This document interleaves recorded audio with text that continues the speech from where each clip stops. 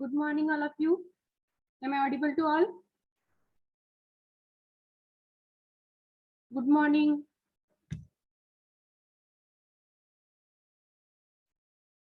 Am I audible to all? Yes, ma'am. Yes, ma'am. Yes, ma'am. Yes, ma'am. Last लेक्चरला आपण काय बघितलं होतं? What was the last point? Types of dams.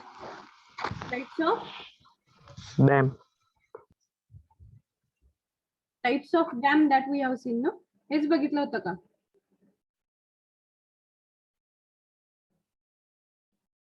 Types of dams. Diagram वगैरे दाखवले होते. Diagram झालते डॅमचे.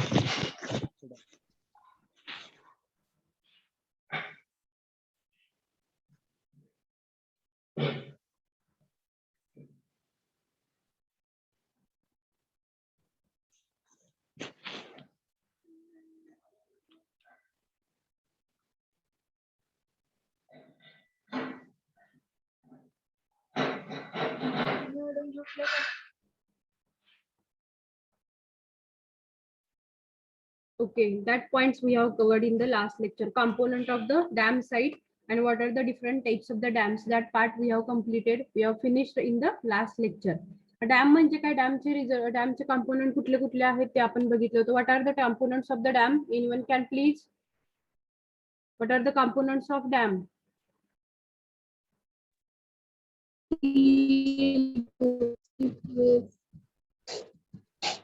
What are the component? बोला पटपट. Sluiceway. Okay, spillway, sluiceway. Next diversion tunnel, नंतर फ्रीबोर्ड, गॅलरी, Abutment. हे सगळे upstream and the downstream side of the dam. Abutment. Abutment, okay. Divergent tunnel, these all are the components of the dam. That part also we have completed in the last lecture. After that there are the types of the dams. That part also we have completed. Types of dam मध्ये first point कुठला आहे? Depends upon the rigidity and not depends upon the rigidity. There are the different types. Depends upon the rigidity. There are how many types of the dams are there? Four types are there. One is the gravity dam. Second is the arch type. Third one is the steel. Last one is the timber. Second point is not depends upon the rigidity. What are the types? One is the Earth-filled dam. earth-filled dam, and second one is the Rock-filled dam. rock-filled dam. Earth-filled dam is divided into two parts. Which are those? Homogeneous. One is the homogeneous and other is the non-homogeneous dam. Okay. Again, there is a gravity dam. It's a heavy, massive construction, and which is made up of by using the कुठलं material वापरतात gravity डॅमला? Concrete material. Okay, what is the speciality about the weight or about the load of the dam? Vertically downward. Okay, load vertically downward direction ला. ठीक आहे. Next one is the depends upon the example. What is the best example of this gravity dam? Okay. Next one is the what is arch dam? Arch dam ची speciality काय आहे? Where we construct the arch dam? कुठं construct करतो? विसरला का? Arch dam कसा असतो शेपनी? It is a convex और curved in shape. Okay. Second point त्या ठिकाणी हा लोड कुठे ट्रान्समिट करण्याचा प्रयत्न करतो? जसं gravity dam transmit load in downward direction. तर सेम या ठिकाणी कोण लोड घेतं? या ठिकाणी आर्च शेपच्या डॅमचा अबॅटमेंट घेतं. बरोबर. सेकंड पॉइंट, आर्च डॅम आपण कुठं कन्स्ट्रक्ट करणार आहोत? रिव्हर. कशी असली पाहिजे रिव्हर त्या ठिकाणी? Deep रिव्हर असली. Narrow. तर अशा ठिकाणी आपण काय करणार आहोत? इफ दॅट व्हॅली और the river is a deep river और the which having the that river is a narrow river, तर at that point we'll construct a arch shape of the dam. Next point we have seen the arch shape. बघा या ठिकाणी already we have discussed in the last lecture. arch shape बघितला. Earthen dams, आता timber आणखी steel type of जे dam आहेत तर depends upon the material त्याला काय दिलेले आहेत? नावं दिलेली आहेत. That is the rigidity dam. Next one is the earthen dams. Earthen डॅमचे दोन टाइप आहेत. एक म्हणजे तुमचं अर्थफिल आणि second one is the rockfill dam. But that earthfill असं नाव का दिलेलं आहे, अर्धन डॅम्स असं नाव का दिलेलं आहे ह्या डॅमला? Why this name is given earthen dam or earth dam? Anyone can please? Made up of earthen materials. Okay, earth material is used here. कुठल्या टाइपचं अर्थ मटेरियल आपण यूज केलेलं आहे? Mainly Rocks. ओके, क्ले असेल त्या ठिकाणी, ग्रॅव्हल्स असतील, sands असतील, काही स्टोन्स असतील, रॉक्स असतील. This all are the earthfill material, and by using this earthfill material we construct earthen dams. But what is cost? Regarding the cost कुणाची जास्त असते, for the gravity dam or the earthen dam? Gravity dam. Gravity dam. Durability कुणाची जास्त असणार? Gravity. Gravity dam ची. हा, आता त्या ठिकाणी जी रिझर्वायरची कॅपॅसिटी आहे ती कुठे जास्त असेल, फॉर द रिजिड डॅम और non rigid dam? Rigid dam. Okay, for the rigid dam ती काय असणार आहे, त्या ठिकाणी रिझर्वायर मध्ये स्टोअर वॉटर करून ठेवायची कॅपॅसिटी जास्त असणार आहे as compare to the earthen dam. Okay, this all points are clear here. परत त्या ठिकाणी लक्षात ठेवायचंय, अर्धन डॅम्स आर कुठल्या शेपचे असतात, ट्रॅपेझॉइडल इन शेप, हे लक्षात ठेवायचं. क्वेश्चन विचारू शकतात, MCQ based question. Dash dash type of the dams are trapezoidal in shape. One is the earthen dam, second one is the gravity dam, third one is the timber, and last one is the steel. So you have to know the answer. What is the shape of earthen dam? Shape of earthen dam is a trapezoidal shape. हा एक question झाला. Second question झाला त्या ठिकाणी, if river is a deep river or the river is a narrow river, then which type of the dam will be constructed? Which type? काय कळलं का question? River आहे ती कशी आहे, नॅरो आहे. रिव्हर कशी आहे, आपली डीप रिव्हर आहे. तर अशा ठिकाणी आपण कुठल्या टाइपचं कन्स्ट्रक्शन डॅमचं करू शकतो आपण? Arch dam. Arch type of dam will construct for the narrow type of the river. Next one, gravity dam. The total weight of the structure is acts vertically downward. Then it is known as. Then such a dam is known as. Gravity dam. Okay, such a questions will be asked to you. Okay, that is the part. Next point is the introduction to canal and its types. बघा आता या ठिकाणी आपल्याला canal बघायचे. Briefly आपल्याला जायचं नाही, थोडं वरवरचं स्टडी या ठिकाणी करायचंय, कारण इन डिटेल मध्ये तुम्हाला सिलेबस मध्ये इतकं नाहीये, पण तरी पण आपल्याला ओव्हरव्ह्यू आपल्याला या ठिकाणी बघायचं आहे. For the canals and its types असतील त्या ठिकाणी, इरिगेशन असेल, हा पण पार्ट. हे दोन जे पार्ट असतील आजच्या लेक्चरचे, तर हे आपल्याला बघायचे आहेत. तुम्हाला डिटेल त्याची इन्फॉर्मेशन मिळेल, तुम्हाला समजेल पण, कारण शॉर्ट आहेत आणखी खूप सिम्पल टॉपिक आहेत related to the canal and the irrigation to the system. तर बघा पहिल्यांदा, what is mean by the canal? कोण सांगेल का कॅनॉल म्हणजे काय असतं नक्की? कशासाठी कन्स्ट्रक्ट करतो कॅनॉल आपण? काय उपयोग कॅनॉलचा बरं? पटपट बोला, आपल्याला संपवायचं आहे. कॅनॉल कशासाठी असतात सांगा बरं? वॉटर कॅरी करण्यासाठी. वॉटर ट्रान्सपोर्ट करा. ओके, काय करायचे? ट्रान्सफर. रिव्हर पासून वॉटर ट्रान्सफर. आता आपण काय बघितलं? डॅम बघितले, डॅमचे कंपोनंट बघितले. तर डॅमच्या कंपोनंट मध्ये आपल्याला रिझर्वायर हा एक पॉईंट होता. डॅम आपण कन्स्ट्रक्ट कशासाठी करतो सांगा बरं? तर आपल्याला जे पाणी वाहून चाललेलं आहे त्या पाण्याला काय करायचं, आपल्याला थांबवायचं आहे आणि एका रिझर्वायर मध्ये आपल्याला काय करायचं, स्टोअर करायचं आहे. आणि फॉर दॅट पर्पज आपल्याला काय करतो आपण, रिझर्वायर आणि की डॅमचं कन्स्ट्रक्शन आपण करतो. पण आता हे साठवलेली जी पाणी आहे कशामध्ये, रिझर्वायर मध्ये, ते पाणी कुठं उपयोगात पण आलं पाहिजे ना. मग त्या पाणी आपल्याला काय करायचंय, जे वेगवेगळे ह्युमन नीड्स असतील, त्यामध्ये डोमेस्टिक नीड्स असतील, काही तुमच्या इंडस्ट्रियल नीड्स असतील, काही ऍग्रिकल्चरल नीड्स असतील, तर त्यासाठी ते वॉटर काय करायचं, आपल्याला सप्लाय करायचंय एका प्लेस पासून ते दुसऱ्या प्लेस पर्यंत. समजा एखादा ड्रॉट एरिया आहे, तर त्या ड्रॉट एरियाला आपल्याला काय करायचं, वॉटर प्रोव्हाइड करायचंय. मग यासाठी जे आपण छोटे छोटे टनेल्स म्हणजे छोटे छोटे जे कॅनॉल्स आपण त्या ठिकाणी काय करतोय, कन्स्ट्रक्ट करतोय, ते कॅनॉल्स कसे आहेत, तर आर्टिफिशियल आहेत. आर्टिफिशियल बनवलेले आहेत, फ्रॉम द कॉन्क्रीट मटेरियल बनवलेले आहेत. ते कशा शेपचे आहेत, तर ट्रापेझॉइडल शेपचे आहेत. पण ते काय काम करतात, तर पाणी पूर्ण आपल्या जे रिझर्वायर आहे त्या रिझर्वायर पासून ते पूर्ण आपल्या जे ड्रॉट एरिया आहे, जिथं आपल्याला पाण्याची आवश्यकता आहे, तिथपर्यंत पोहोचवायचं काम कोण करतं, तर कॅनॉल करतं. So it is known as canal is an artificial channel generally trapezoidal in shape constructed on the ground to carry water to the field either from river or from the reservoir. म्हणजे बघा जो काही reservoir असेल, एखादी समजा river आहे किंवा एखादी समजा त्या ठिकाणी रिझर्वायर आहे, रिझर्वायर म्हणजे डॅम साईट आहे, तर या डॅम साईट पासून किंवा एखाद्या रिव्हर पासून पूर्ण ऍग्रिकल्चर ज्या ठिकाणी आपल्याला पाण्याची आवश्यकता आहे, तर त्या ठिकाणापर्यंत जे पाणी आपण पोहोचवलं जातं ते कशा थ्रू पोहोचवतो आपण, थ्रू द आर्टिफिशियल चॅनल्स. आणि असे जे चॅनल्स आहेत ते कुठल्या शेपचे आहेत, these are of the trapezoidal shape. आणखी कशापासून बनवले तर कॉन्क्रीट मटेरियल पासून ते बनवलेले आहेत. आणि कशावरती असतात ते, ग्राउंड वरती असतात. By using this artificial channels will transfer the water from the reservoir to the side or the reservoir towards from the river to the required place. ज्या ठिकाणी आपल्याला पाण्याची गरज आहे त्या ठिकाणापर्यंत या आर्टिफिशियल चॅनलच्या साह्याने आपण काय करतो, वॉटर ट्रान्समिट करतो. And that are known as the canals. Basically जर सांगायचं झालं स्पेशली तर त्या canals are having the trapezoidal in shape. समजलं का सगळ्यांना?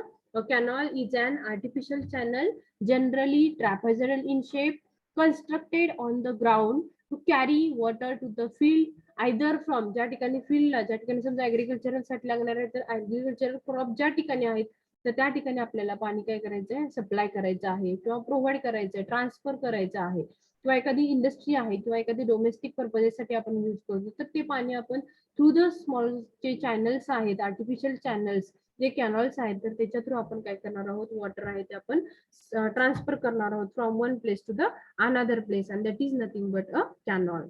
समजलं का सगळ्यांना व्हॉट इज द कॅनॉल्स? समजलं का? All of you get? Yes, ma'am. Okay, so write down fast. Yes, ma'am. Write down the canal definition. A canal is an artificial channel. Fast. Canal is an artificial channel. Recording चालू केले का नाही मी? चालू आहे. होय ma'am, recording बंद आहे का? चालू आहे.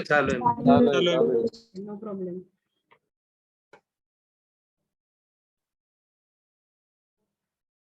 Write down, a canal is an artificial channel. A canal is an artificial channel. Generally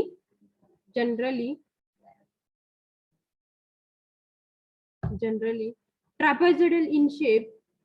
Generally trapezoidal in shape. Generally trapezoidal in shape. Constructed on the ground. Constructed on the ground.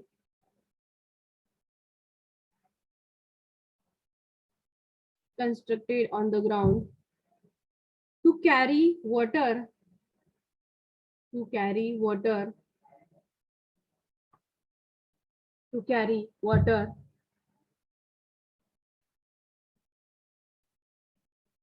To carry water to the field.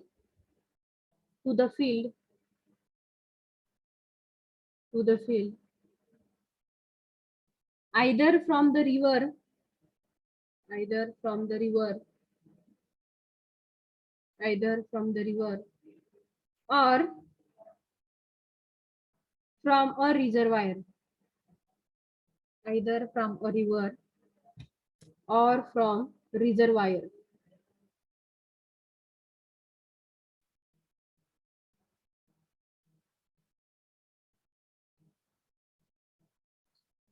ठीक आहे, समजलं का? बघा, canal is an artificial channel. हा कसला channel आहे? Artificial आपण बनवलेला आहे, ह्युमन नीड साठी आपण बनवलेला आहे. आपल्याला पाणी जर ट्रान्सफर करायचं असेल एखाद्या रिव्हर पासून ते आपल्या फील्ड पर्यंत किंवा एखादी रिव्हर आहे किंवा एखादा रिझर्वायर आहे तिथून ते आपल्या फील्ड पर्यंत वॉटर जर आपल्याला ट्रान्सफर करायचं असेल तर त्यासाठी आपण एक आर्टिफिशियल चॅनल्स काय करतो, कन्स्ट्रक्ट करतो. आणि हे आर्टिफिशियल चॅनल्स असतात ट्रॅपेझॉइडल इन शेप आणि त्यालाच आपण काय म्हणतो तर कॅनॉल्स असं म्हणतो. Okay, next point is the different types of the canals. बघा त्या ठिकाणी क्लासिफिकेशन्स ऑफ कॅनॉल्स. तर classification based on the discharge and its relative importance in a given network of canal. तर काय म्हणलेले बघा, classification based on discharge and its relative importance in a given network of canal. तर कुठल्या कुठल्या टाइपचे canal आहेत? One is the main canal, second one is the branch canal, third one is the major distributary canal, fourth one is the minor distributary canal and last one is the water course. तर यामध्ये बघा जे काही canal आहे, कॅनॉल्सचे वेगळे आपण जे लास्टला आपण बघा रोडचं बघितलं होतं, टाइप्स ऑफ द हायवेज. मग त्यामध्ये national highway, state highway, district highway असे वेगळे टाईप आपण बघितले होते. तर त्या सेम पद्धतीने या ठिकाणी एक मेन कॅनॉल असेल. तर हा मेन कॅनॉल म्हणजे काय असतं, तर रिझर्वायरला जो कनेक्ट केलेला असतो, तर त्याला आपण काय म्हणतो, डायरेक्ट जो डॅम साईडचा जो रिझर्वायर आपला आहे स्टोअर केलेला वॉटर, तर त्याला जो कनेक्शन केलेला आहे that is the main canal. आणि त्या मेन कॅनॉलला जर सब ब्रांचेस असतील तर that are known as the branch canal. मग त्यामध्ये बरं मेन कॅनॉल जर दोन ह्याच्यामध्ये जर डिस्ट्रीब्यूट केला असेल तर त्याला आपण काय म्हणणार, branch canal.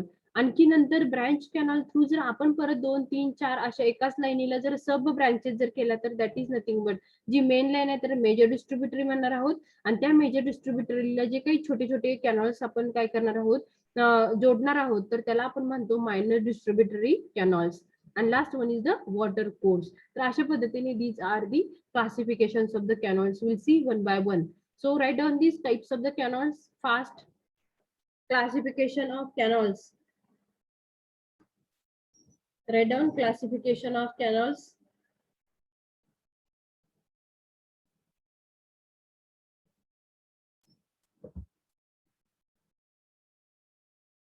Write down the first main canal. Main canal. Main canal.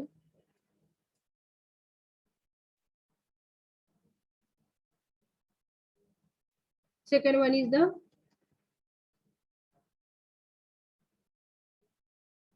branch canal. branch canal. Third one is the major distributary. Major distributary. Fourth one, minor distributary. And last one, water course. Okay. Below this, draw this short diagram in your notebook. हा जर एक figure जर तुम्ही बघितली तर you will get the idea what are the different types of the canal. Okay, diagram draw करून घ्या, मग मी तुम्हाला इन डिटेल मध्ये सांगेन what how to differ the all the types of the कॅनॉल्स.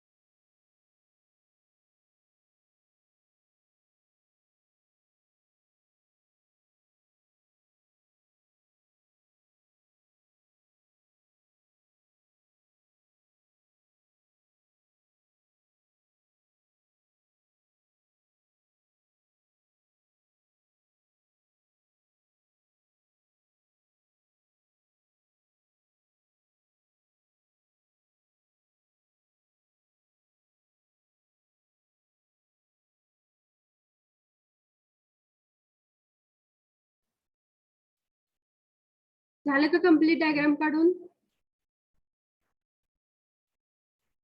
Yes, ma'am. Okay, ठीक आहे.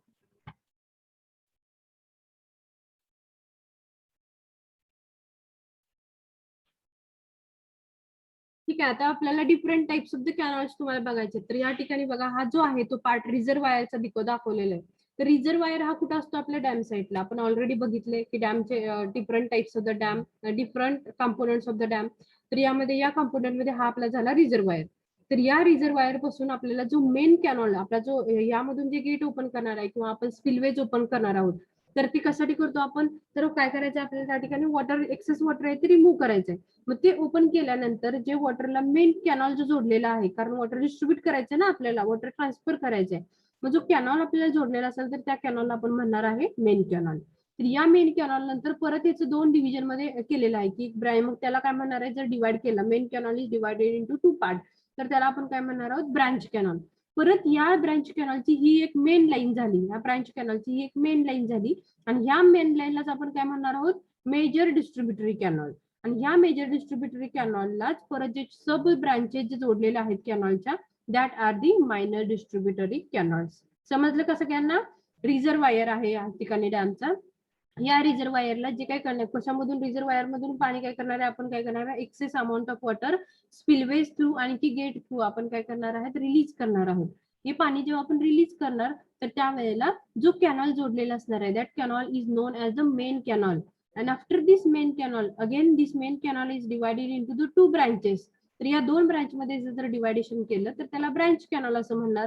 परत या ब्रांच कॅनॉलचं जर काय करायचं आपल्याला, जर हा ब्रांच कॅनॉलची एक मेन 1 लाईन आहे आणि या लाईनलाच परत जर सब ब्रांचेस असतील, 1 आहे, 2 आहे, 3 आहे, पुढे अशा 4-5 अशा जर ब्रांचेस असतील एकाच कॅनॉलला जोडलेल्या, तर that is nothing but a sub branches. म्हणजे त्याला आपण म्हणणार आहोत मायनर डिस्ट्रीब्युटरी कॅनॉल्स. आणि जी मेन लाईन आहे तर त्याला आपण म्हणणार आहोत major distributary canal. This is directly attached to the main, that is attached to the main canal. या मेन कॅनॉल थ्रू जी काही लाईन आहे त्याच्या थ्रू काय होणार आहे? वॉटर आहे ते तुमचं काय होणार आहे? ट्रान्सफर होणार आहे from one place to the another place. अशा पद्धतीने these are the various types of the canals. समजलं का सगळ्यांना? समजलं का? आवाज येत नाही, बोला. Yes, ma'am. ओके, आणखी एकदा सांगते, आवाज कमी आला की मला अनेकदा सांगावं लागतं. हा आहे तो रिझर्वायर. रिझर्वायर नंतर परत काय केलं? रिझर्वायर कुठं असतो? डॅम साईड वरती. तर त्या डॅम साईडला जो आपले स्पिलवेज आहेत, गेट आहेत, तर त्याचं काम काय असणार आहे? तर एक्सेस अमाऊंट ऑफ जे वॉटर आहे ते काय करायचंय? रिलीज करायचंय.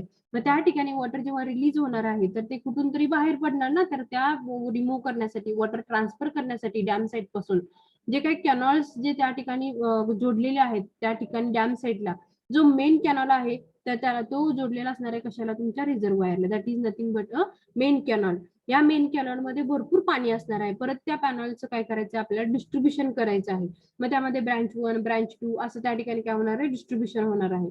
मग या ब्रांच 2 आपण जर ब्रांच 1 जर कन्सिडर केली तर या ब्रांच 1 नुसार एक मेन लाईन असणार आहे वॉटरची, एक मेन लाईन. आणि ह्या मेन लाईनच्या थ्रू आपण काय करणार आहोत? दुसरे स्मॉल कॅनॉल्स त्याला काय करणार आहोत? जोडणार आहोत. मग हा कॅनॉल नंबर 1, हा कॅनॉल नंबर 2, हा कॅनॉल नंबर 3, हा connected to this main line.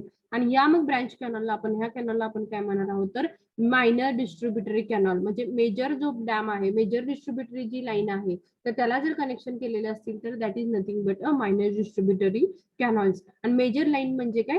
G connection केलेलं असणार आहे, जी major line which is connected to the main canal and the branch canal. तिथून आलेले जे वॉटर आहे तर ते डिवाइड करत जाणार आहे छोटे छोटे. Branch number 1, branch number 2 and that all branches are a minor distributary canal. So this, in this way, these are the types of the canals.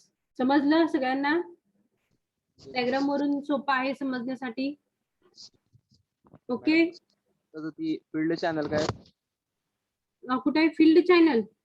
खाली खाली सगळ्यात लास्टला मायनर. Okay, field channel. आता हे काय बघा, फील्ड चॅनल म्हणजे काय? आता या ठिकाणी मायनर डिस्ट्रीब्युटरी वर काय, मायनर डिस्ट्रीब्युटरी कॅनॉल आहे. या मायनर डिस्ट्रीब्युटरी कॅनॉल मधून जे माझं फील्ड आहे, समजा माझं ऍग्रिकल्चरल काम करायचंय पाण्यानं, ऍग्रिकल्चरल साठी आहे, तर ते agriculture that is the field channel. म्हणजे ह्या ठिकाणी माझी शेती आहे आणि तो डॅम, तो पूर्ण जे डॅम साईड वरून जे आणलेलं पाणी आहे कॅनॉल थ्रू, ते कॅनॉल थ्रू पूर्ण आपल्या फील्ड पर्यंत न्यायचं आहे. मग त्या फील्ड पर्यंत नेत असताना आपण जे मेजर डिस्ट्रीब्युटरी आहेत कॅनॉल, तर त्याला आपण काय केलं, मायनर डिस्ट्रीब्युटरी कॅनल कनेक्ट केले आणि ह्या मायनर डिस्ट्रीब्युटरी कॅनल थ्रू आपण परत त्या ठिकाणी मग काय बांध घालून नेऊ किंवा काय ते आपले छोटे छोटे असतात की नाही, पाणी लांबून नेतो बघा आपण, छोटे छोटे बांध घालून आपल्या शेतीपर्यंत नेतो, तर ते आले तुमचे फिल्ड चॅनल. म्हणजे आपल्याला शेतीपर्यंत पाणी जर न्यायचं असेल तर ह्या फिल्ड चॅनल, मग त्यामध्ये या मायनर डिस्ट्रीब्युटरी पेक्षा पण ही जी काय असणार आहे विड्थ किंवा लेंथ काय असणार आहे, कमी असणार आहे. विड्थ जी कमी असणार आहे, लेंथ जास्त असू शकते.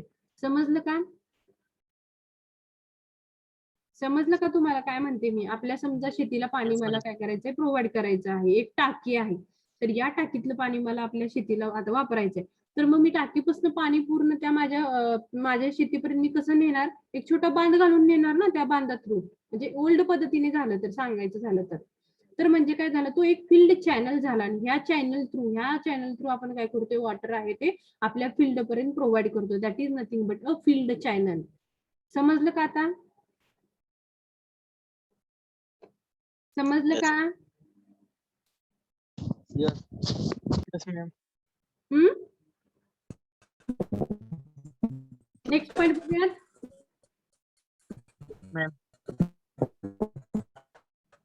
Okay, next point is the cross section of the canal. तर आता cross section of the canal कसा असतो तुम्हाला ऑलरेडी माहिती आहे. Cross section of the canal is like a trapezoidal. हा ट्रापेझॉइडल शेपचा cross section area, cross section of the canal तुम्हाला या ठिकाणी दिसतोय. जर तुम्हाला कोणी विचारलं की cross section of the canal is trapezoidal in shape, तर त्यामध्ये क्रॉस सेक्शन मध्ये आता आपण हा कॅनल कन्स्ट्रक्ट करतो. आपण ऑलरेडी मागच्या वेळेला बघितलं होतं सर्वे वगैरे, जे पहिल्या युनिट मध्ये बघितलं होतं आपण. सर्वे करतो, सर्वे करून झाल्यानंतर परत मग आपण रोडचं कन्स्ट्रक्शन करायचं असेल तर करतो. तर तसंच या ठिकाणी सेम आपल्याला कॅनॉल कन्स्ट्रक्ट करायचं. तर कॅनॉल कन्स्ट्रक्ट करायच्या अगोदर आपण काय करतो, त्या ठिकाणचा सर्वे करतो. त्या सर्वेमुळे आपल्याला पूर्ण रिड्युस्ड लेवल माहिती होतात. म्हणजे ज्या ठिकाणी काही अंड्युलेशन आहे, काही वेळेला डिपॉझिशन आहे, तर हे सगळे पॅरामीटर माहिती होतात. आणि आपल्याला एक लेवल्ड वॉटर काय करायचे, लेवल आपल्याला प्रोव्हाइड करायचे. म्हणजे एक लेवल्ड आपल्याला कॅनॉल तयार करायचा आहे. तर त्या ठिकाणी मग कटिंग आणखी फिलिंग ह्या दोन प्रोजेक्शन येतात. म्हणजे ज्या ठिकाणी डिपॉझिशन आहे तो पॉइंट आपण कट करणार आणि ज्या ठिकाणी आपल्याला काय करायचंय, एक काय आहे अंडुलेटिंग पार्ट आहे तो कट केलेला पोर्शन त्या ठिकाणी फिल करायचंय. आणि या दोन्हीच्या साह्याने आपण cross section of the canals बनवणार आहोत by the cutting and the filling. समजलं का? बोला पटपट, समजलं का? Yes ma'am.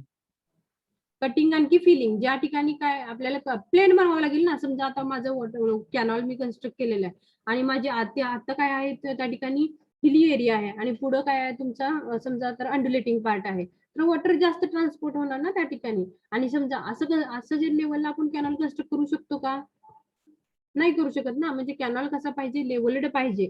वॉटर एकापासून दुसऱ्या पॉइंट पर्यंत ट्रान्सफर झालं पाहिजे. मग त्यासाठी तो एरिया कसा पाहिजे, तो जो आपण जो प्लॅन करणार आहोत तो प्लॅन कसा पाहिजे, लेवल्ड पाहिजे. मग त्यासाठी लेवलिंग करण्यासाठी मग आपण सर्वे करणार. सर्वे करून झाल्यानंतर will get the idea about the, कशाची माहिती होणार आहे आपल्याला, आरएल. आरएल म्हणजे काय असणार आहे, ज्या ठिकाणी कुठं अंडुलेटिंग पार्ट आहे, कुठे त्या ठिकाणी डिपॉझिशन आहे, तर ही पोर्शन आहे तो आपण काय करणार, कट करणार आणि त्या ठिकाणचं अर्थ मटेरियल जे अंडुलेटिंग पार्ट आहे त्या ठिकाणी फिल करणार. आणि अशा पद्धतीने आपण लेवल्ड सरफेस बनवणार. आणि या लेवल्ड सरफेसला आपण कन्स्ट्रक्शन ऑफ जर कॅनॉल केलं तर water will be transferred from one place to the another place. Okay, आणि हे पण लक्षात ठेवा, कटिंग आणि filling that is the cross section area of the canal is the trapezoidal in shape. Next point will see introduction to the methods of irrigation. आता आपण इथपर्यंत काय शिकलो, तर पहिला डॅम साईट कशासाठी पाहिजे, वॉटरसाठी पाहिजे, स्टोअर करण्यासाठी. परत आपण बघितले वॉटर मला आता काय करायचंय, ट्रान्सफर करायचंय कुठेपर्यंत, शेतीपर्यंत. वॉटर मी ट्रान्सफर केलं माझ्या शेतीपर्यंत. आता मला काय करायचंय की वॉटर माझ्या शेतीपर्यंत आलेलं आहे, पण हे वॉटर माझ्या आता पूर्ण शेतीला मला काय करायचंय, प्रोव्हाइड करायचंय. तर मी कसं प्रोव्हाइड करणार, माझी शेती कशी इरिगेट करणार मी, माझी पूर्ण शेती, माझे क्रॉप आहेत ते पूर्ण पाण्याने भिजले पाहिजेत. बरोबर आहे का? आपण 8 दिवसाला, 7 दिवसाला किंवा 12 दिवसाला, 15 दिवसाला आपण पाणी देत राहतो शेतीला. बरोबर काय? त्याच्यावरून आपल्याला पीक उत्पादन मिळतं. मग हे पाणी जे आपल्याला कॅनॉल थ्रू आपण जे कलेक्ट केलेलं आहे, तर ते आपल्याला काय करायचं, आता त्याच्या थ्रू आपण काय करायचं आहे, काय करायचं, ऍग्रिकल्चरल जे फील्ड आहे तर त्या फील्डला आपल्याला पाणी काय करायचं, सप्लाय करायचंय, प्रोव्हाइड करायचंय, इरिगेट करायचंय.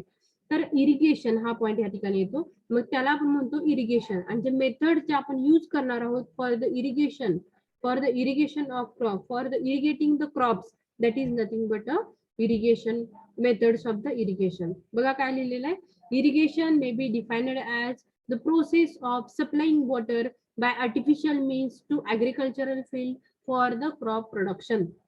म्हणजे पीक उत्पादन घेण्यासाठी जे पाणी आपण प्रोव्हाइड करतो आपल्या शेतीला, तर कुठल्या पद्धतीने आपण हे पाणी प्रोव्हाइड करतो, that is nothing but a methods of irrigation. कोण सांगेल का? तुम्ही सगळे शेतकऱ्यांची मुलं आहात असं कन्सिडर करून क्वेश्चन विचारते. पाणी कसं प्रोव्हाइड करता तुम्ही तुमच्या शेतीला? विहिरीतून पाणी आलेलं आहे समजा, ते पाईपलाईन थ्रू तुम्ही प्रोव्हाइड केलेलं आहे. पण आहे माझं आता मक्याचं पीक आहे समजा, किंवा माझं गहूची शेती आपण करायला लागलो, तर त्याला पाणी कसं प्रोव्हाइड करता? बोला पटपट. पाटाद्वारे. पाटानं पाणी पाजता, बरोबर आहे. किंवा त्या ठिकाणी काय फॉरो सिस्टीम, दंडानं पाणी पाजता, ओप्यानं पाणी पाजता, हे बरोबर आहे का? येस. हा. तर हेच आपल्याला शिकायचंय की बाबा आपल्या पिकाला काही पण करा, पण त्या ठिकाणी पाणी त्याला मिळालं पाहिजे. तर त्या ठिकाणी जी काही इरिगेशनचे मेथड्स आपण वापरणार आहोत, that is nothing but a methods of irrigation. The irrigation may be defined as the process of supplying water by artificial means. म्हणजे हे सगळे आर्टिफिशियल मेथड्स असतील. मग त्यामध्ये मग आर्टिफिशियल पण काय असतील? काही तुम्ही आता दंडाने पाणी पाजता म्हणता, काही जण ओप्यानं पाणी पाजणार आहोत, काही जण जे आहे ते ऍडव्हान्स आताच स्प्रिंकलर सिस्टीम वापरत असतील, काही जण आता आहे ते ड्रीप इरिगेशन सिस्टीम वापरत असतील. तर या सगळ्याच्या सहाय्याने आपल्याला एकच बेसिक एम आहे की आपल्या पिकाला पाणी जास्तीत जास्त, कमीत कमी पाण्यामध्ये जास्तीत जास्त आपली शेती काय झाली पाहिजे? इरिगेट झाली पाहिजे. तर that is nothing but a methods of irrigation. समजलं का सगळ्यांना? Write on the next point, introduction to methods of irrigation. Introduction to methods of irrigation.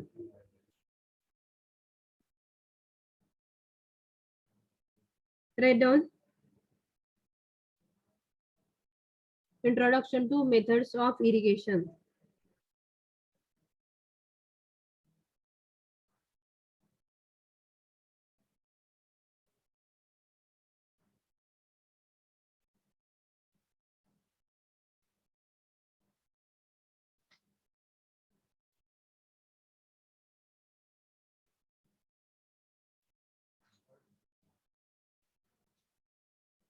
Write down. Irrigation may be defined as. Irrigation may be defined as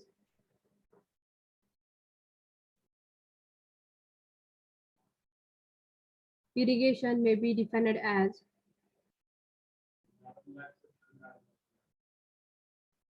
the process of supplying water.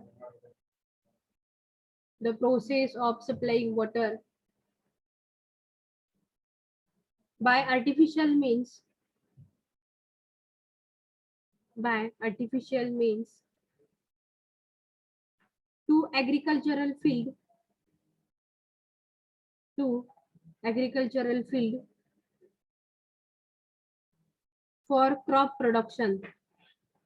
For crop production.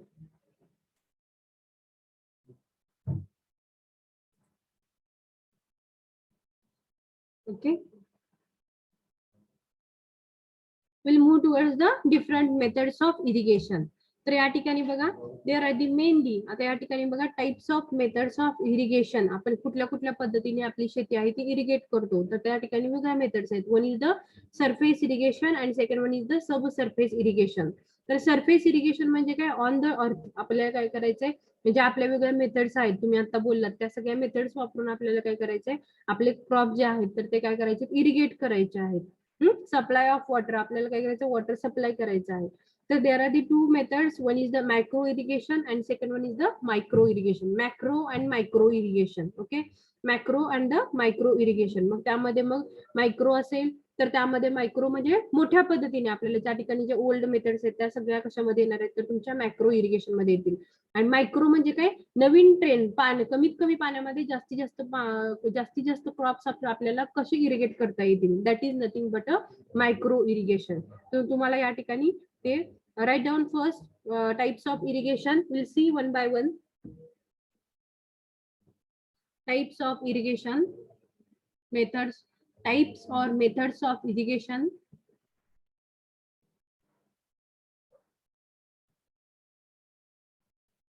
Write down the first.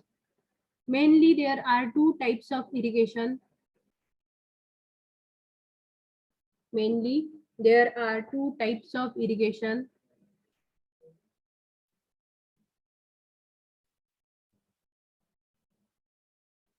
Write down first surface irrigation.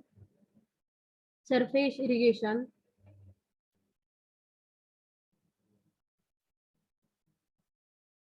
In that, write down first macro irrigation.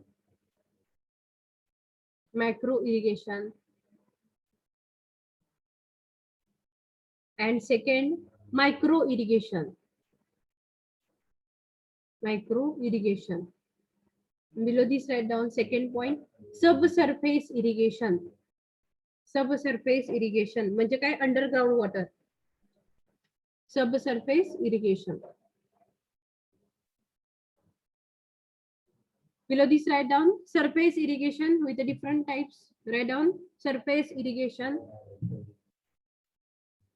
Surface irrigation is classified into two types. One is the macro irrigation and second one is the micro irrigation. Write down the types. Free flood irrigation.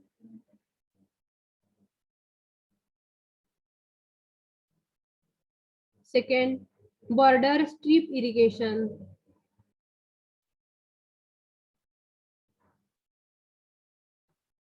Third one, check bunds irrigation.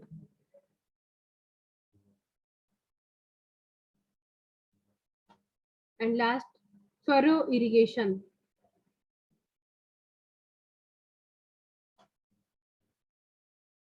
Okay. झालं का सगळ्यांचं? We'll see one by one. Complete झालं का सगळ्यांचं लिहून? No, ma'am. Yes, ma'am. No, ma'am. Okay. No, ma'am. लिहा पटपट. We'll move towards the next slide.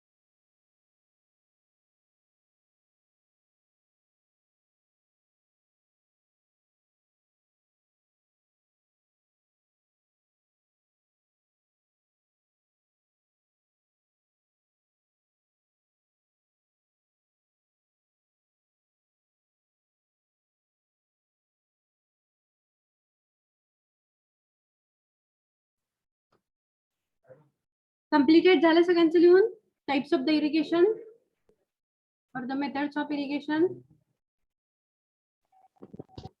Yes, ma'am. Okay, आता बघूया one by one. What are the different methods of irrigation. तर यामध्ये बघा आता पहिली जी मेथड आहे ती म्हणजे फ्री फ्लडिंग. यामध्ये काय असू शकतं, कोण सांगेल का मला? फ्री फ्लडिंग म्हणजे फ्री इरिगेशन म्हणा थोडक्यात.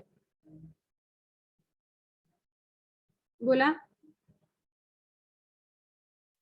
कुणाला काय सुचतंय का? फ्री इरिगेशन म्हणजे काय असणार नक्की सांगा.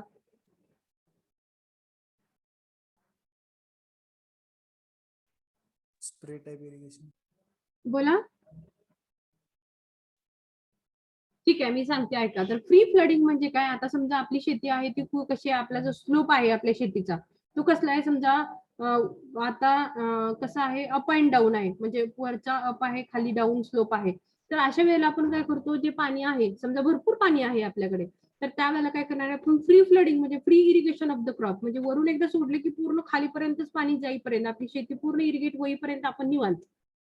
Okay, that is come under the free flooding. म्हणजे फ्रीली आपली शेती आपल्याला काय करायची, इरिगेट करायची आहे. म्हणजे एकदा आपण वरून जर पाणी सोडलं आपल्या शेतीला, वरून म्हणजे ज्या ठिकाणी तुमचा बंड असेल त्या ठिकाणी, म्हणजे दंड असेल त्या ठिकाणी, किंवा त्या ठिकाणी तुम्ही एकदा चेंबर ओपन केला की त्या ओपन केलेल्या चेंबर पासून ते पूर्ण आपली शेती जर स्लोपिंग साईड असेल तर त्या ठिकाणी पूर्ण इरिगेट होईल. That is come under the free flooding. म्हणजे फ्रीली आपण काय करू शकतो, भरपूर पाणी अवेलेबल असेल तर त्यावेळेला आपण फ्री फ्लडिंग ही कन्सेप्ट त्या ठिकाणी वापरू शकतो. So that is also one of the type of the irrigation method. समजलं का? फ्री फ्लडिंग समजलं का? Yes ma'am. तर मी लिहून नाही देणार, थोडं थोडंसं समजून घ्या. आता पटपट आपल्याला जायचंय. फ्री फ्लडिंग म्हणजे काय? तर या ठिकाणी आपल्याला काय करायचं आहे की फ्री फ्लडिंग म्हणजे आपली जर शेती क्रॉप आपले जे आहेत, शेती जी आहे ती कशी आहे, स्लोपिंग आहे. तर जो स्लोप अप आहे त्या ठिकाणी जर आपण पाणी जर सोडलं तर त्या ठिकाणाहून पूर्ण आपली शेती इरिगेट होईपर्यंत काय होणार आहे, आपल्याला पाणी त्या ठिकाणी आपण फ्रीली आपल्या ह्याच्यामध्ये इरिगेट करणार आहोत, आपल्या क्रॉपला प्रोव्हाइड करणार आहोत. That is nothing but a free flooding. म्हणजे पाणी पूर्ण आहे तसं सोडून देणे. That is the free flooding. म्हणजे त्याला कुठल्याही प्रकारचं त्या ठिकाणी काय करायचं नाही, सिस्टमॅटिक वेने वॉटर प्रोव्हाइड करायचं नाही, फ्रीली सोडून द्यायचं. That is come under the. खूप मोठी शेती आहे आणि समजा असं स्लोपिंग साईड आहे तर आपण निवांत जर पाणी सोडून दिलं तर that will be come under this free flooding of water. Second point, border strip irrigation. आता बॉर्डर स्ट्रीप इरिगेशन म्हणजे काय, अशा स्ट्रीप बनवायच्या, स्ट्रीप नंबर 1 2 3 4. मग या स्ट्रीप मध्ये एवढा एरिया, त्या स्ट्रीप मध्ये एवढा एरिया, त्या पद्धतीने म्हणजे ओपा पद्धत. आपण जे ओपे बनवतो की नाही, एक ओपा दुसऱ्या ओप्याला पाणी सोडायचं, तिसऱ्या ओप्याला परत पाणी सोडायचं, तर that is come under this border strip irrigation. समजलं का? Border strip irrigation. Yes, ma'am. Free flooding म्हणजे काय, आहे असं पाणी काय करायचं, सोडून द्यायचं शेतीमध्ये. बॉर्डर स्ट्रीप म्हणजे काय, ओप्यानं पाणी सोडायचं. एक स्ट्रीप बनवायची म्हणजे काय, एक्स वाय डिरेक्शनला दोन्हीकडून आपल्याला एक स्ट्रीप बनवायची आहे. मग ती रेक्टँग्युलरची शेप असेल किंवा स्क्वेअर शेपची असेल आणि त्यामध्ये आपल्याला काय करायचं, पाणी सोडायचं आहे. मग ओपा नंबर 1 ओपा नंबर 2 असे आपले ऍग्रिकल्चरल शब्द आहेत. मग या थ्रू आपण काय करणार आहे, मग पहिला ओपा झाला की परत दुसऱ्या ओप्यामध्ये पाणी सोडणार, परत तिसऱ्या ओप्यामध्ये सोडणार. तर त्यालाच आपण काय म्हणतो इंग्लिशमध्ये, तर border strip irrigation. Next one is the. आता ह्या ठिकाणी बघा, हे सेम त्या ठिकाणी तुम्हाला पिक्चर दिसेल. या ठिकाणी ओपा बनवलेला आहे, पहिला दुसरा तिसरा. मग तो मोठा असेल काही वेळेला छोटा असेल तर त्या पद्धतीने आपल्याला काय करायचं, इरिगेट करत जायचंय आपले क्रॉप जे आहेत ते. Next one is the check bund irrigation. Same या ठिकाणी बघा चेक बंड, त्या ठिकाणी मग या ठिकाणी पण चेक बंड काय वेळेला दंड घातलेले असतील या ठिकाणी. मग ते मोठे असतील ते कुठं असणार आहेत, तर तुमच्या या पद्धती बॉर्डर स्ट्रीप मध्ये. स्ट्रीप मोठ्या मोठ्या आहेत या ठिकाणी. आणि या सेम या ठिकाणी चेक बंड म्हणजे हे पण तुमचं ओपा आहे पण तो कसा आहे, छोटा क्रॉस सेक्शनचा आहे, लो आहे आपल्या ह्या ठिकाणी. साईज जी आहे ती ओपेची कशी आहे, कमी आहे.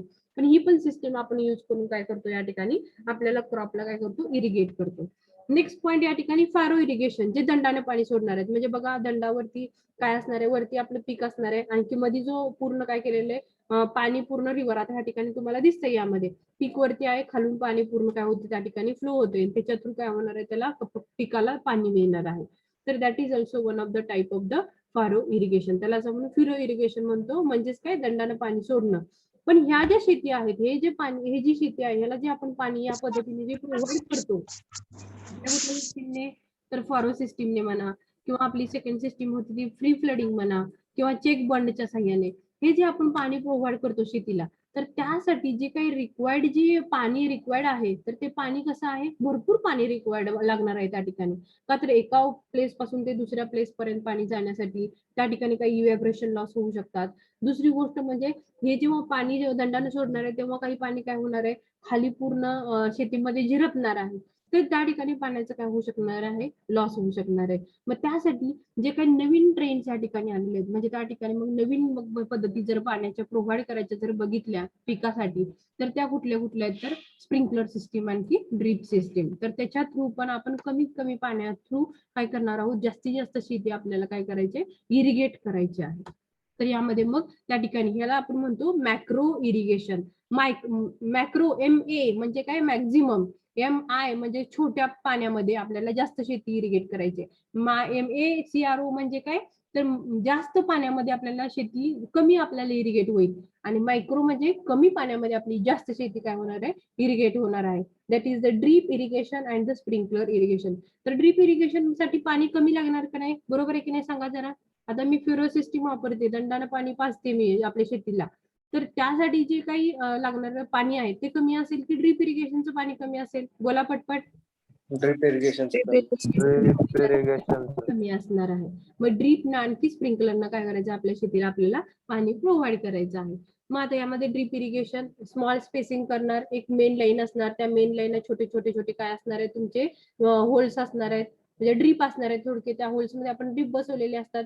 मग त्या ड्रीपच्या साह्याने आपण काय करतो, तर पाणी आपण काय करतो, आपल्या शेतीला प्रोव्हाइड करतो. मग ती कुठल्या टाईपची शेती आहे त्याच्यावरती हे जास्त डिपेंड करतं. आणखी हे जे ड्रीप असतात ते बरोबर कुठं असतात, तर ज्या ठिकाणी आपलं क्रॉप आहे तर त्याच्या बरोबर रूटला, म्हणजे त्याच्या बरोबर मुळालाच पाणी आपलं पडलेलं असतं. त्यामुळे त्या पाण्याचं वेस्टेज होत नाही.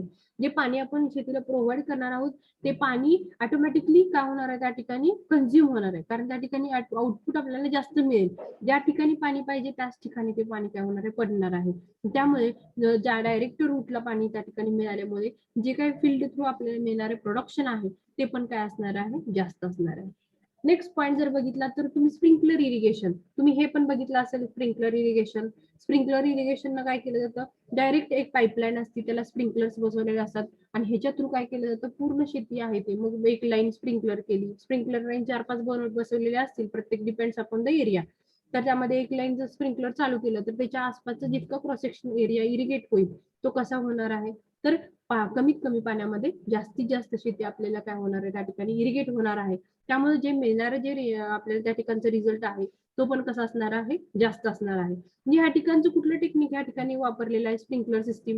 म्हणजे जसं रेनफॉल होतं तसं सेम पाणी त्या ठिकाणी पिकाला मिळणार आहे. त्यामुळे पिकं पण काय असणार आहे, त्या ठिकाणी मिळणार उत्पन्न जास्त असणार आहे. स्प्रिंकलर सिस्टीम मुळे पिकं पण कमीत कमी वेळेमध्ये जास्त काय होणार आहे, इरिगेट होणार आहे. आणि त्याचा रिझल्ट पण काय असणार आहे, जास्त असणार आहे as compare to the other traditional methods. समजलं का सगळ्यांना? All of you understand? Yes, ma'am.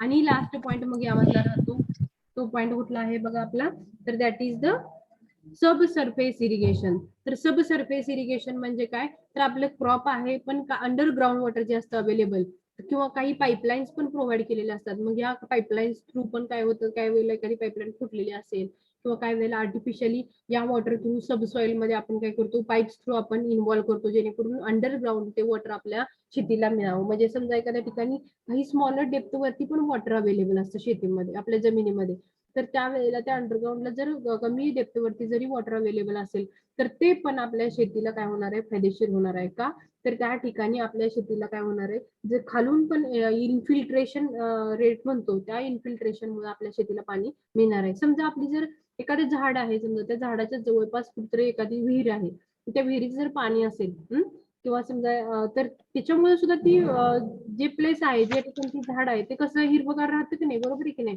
का तर त्या ठिकाणी ह्या ज्या कन्सेप्ट आहेत की सब सरफेस इरिगेशनच्या, किंवा त्या ठिकाणी तुमचं जे ग्राउंडला जे वॉटर आहे तर त्याच्या थ्रू पण ते जे झाड आहे त्या ठिकाणचं ते कसं असणार आहे, पूर्ण गार झालेलं तुम्हाला दिसेल, त्यासाठी हिरवं दिसेल, कारण त्याला पाणी कंटिन्युअसली अंडरग्राऊंड थ्रू मिळालेलं तुम्हाला त्या ठिकाणी दिसेल. किंवा समजा आपल्याला कळेल की समजा एखादी रिव्हर चालली आहे किंवा एखादा कॅनॉल चाललेला आहे, जे पाणी त्या ठिकाणी झिरपणार आहे तर ते पाण्याचं पाणी पण ते शेतीमध्ये पाणी नाहीये, पण त्याच्या जवळून चाललेली जी रिव्हर आहे, जवळून जी चाललेला कॅनॉल आहे, त्याच्यामुळे काय होणार आहे, ते पाणी त्या शेतीमध्ये काय होणार आहे, मुरणार आहे. जेव्हा मुरल्यानंतर त्याचा इन्फिल्ट्रेशन रेट आहे, त्याच्यामुळे ती येणारी जी पिकं आहेत ती पण तुमची काय असतात, त्याचा प्रोडक्शनचा रेट पण चांगला असतो, रिझल्ट पण त्याचा चांगला असतो. आणि it is called as a sub surface irrigation.